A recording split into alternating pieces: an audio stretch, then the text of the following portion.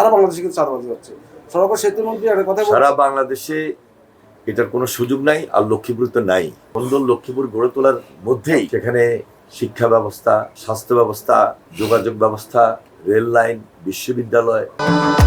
ভবিষ্যৎ হোক নিরাপদ, বিনিয়োগ হোক বিশ্বস্ত, আর আমার পছন্দ সল্ট বে।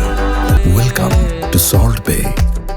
সবকিছুই আমরা যেন সুন্দরভাবে ধারাবাহিক প্রকল্পের মাধ্যমে নিয়ে আসতে পারি, কারণ এটা দীর্ঘমেয়াদী প্রকল্প এবং দীর্ঘমেয়াদী আমাদের এই কাজগুলো যেন আমরা সম্পন্ন করতে পারি সেই দিকে আমাদের বিশেষ নজর রয়েছে। এটা পুরো দেশব্যাপী, এটা আমরা 180 দিনের প্রকল্পের মধ্যে ম্যাক্সিমাম যেটা করা দরকার সেটা আমরা করব।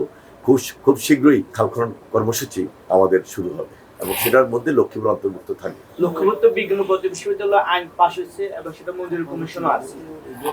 যারা এবার এসএসসি পরীক্ষা দিবে, আপনার প্রচেষ্টা আমরা কি আশা করতে পারি যে আগামী শিক্ষাবর্ষ থেকে লক্ষ্মীপুরের বিজ্ঞান ও প্রযুক্তি বিশ্ববিদ্যালয় ভর্তি কার্যক্রম শুরু হবে?